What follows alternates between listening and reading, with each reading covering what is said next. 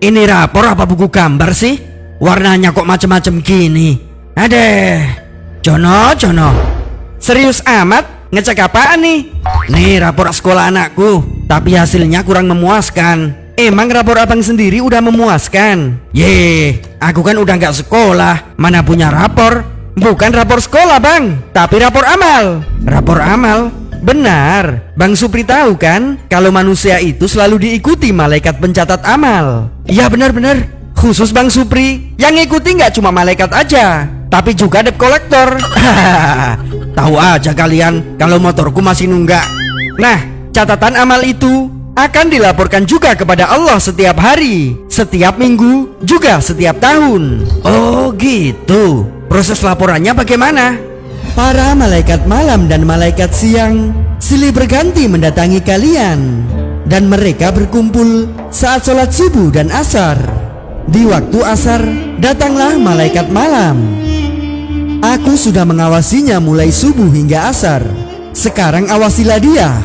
Baiklah, aku akan melaporkan catatan amal siangnya kepada Allah Subhanahu Ta'ala. Allah yang maha mengetahui kemudian berfirman kepada malaikat siang, apakah yang dilakukan hambaku saat kalian tinggalkan? Kami tiba pada waktu subuh wahai Tuhanku, dan dia sedang melaksanakan sholat. Kemudian saat asar kami tinggalkan juga dalam keadaan sholat. Maka ampunilah mereka pada hari kiamat. Kemudian di waktu subuh datanglah malaikat siang. Aku sudah mengawasinya mulai asar hingga subuh. Sekarang awasilah dia. Baiklah, aku akan menyerahkan rapor malam ini kepada Allah Subhanahu Ta'ala.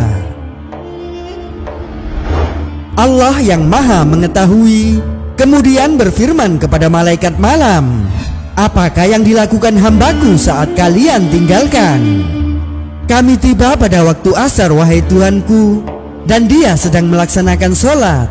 Kemudian saat subuh kami tinggalkan juga dalam keadaan sholat.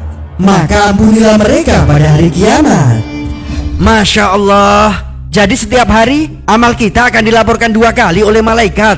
Benar, saat asar dan subuh. Beruntunglah jika saat itu manusia sedang istiqomah dalam sholatnya. Amin. Terus laporan mingguannya? Laporan mingguan manusia akan disampaikan oleh malaikat kepada Allah setiap hari Senin dan Kamis. Itu sebabnya salah satunya Rasulullah menganjurkan puasa Senin dan Kamis, agar ketika amalnya dilaporkan ia sedang dalam keadaan puasa. Barokallah. Terus apa ada juga yang rapornya ditolak? Ada. Orang yang memutus silaturahmi, amalnya tidak akan diterima. Jadi kalau Bang Supri tidak akur atau suka memusuhi warga lainnya, otomatis rapornya akan langsung distempel jelek. Astagfirullah. Tapi kalau sudah mengajak damai tapi tidak dimaafkan bagaimana? Yang terpenting abang sudah mengajak berdamai. Soal dia mau apa tidak, itu urusan dia sama Allah. Oke. Lalu laporan tahunan?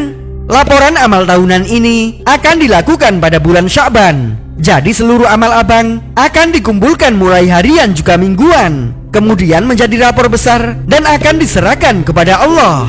Ya Allah, bagaimana jika raporku buruk? Itu sebabnya di bulan Sya'ban ini seyogyanya manusia memperbanyak ibadah, supaya amalannya ditutup dengan kesimpulan amal yang baik, kemudian berzikir dan bertaubat, supaya tumbukan dosa-dosanya setahun ini dihapuskan oleh Allah melalui ampunannya. Insya Allah aku akan istiqomah dalam beribadah dan bertaubat juga berbuat kebaikan. Nah gitu dong, cakep. Inilah bulan yang banyak dilalaikan orang, terletak antara Rajab dan Ramadan. Padahal Sya'ban adalah bulan diangkatnya amal kepada Tuhan yang mengatur semesta alam.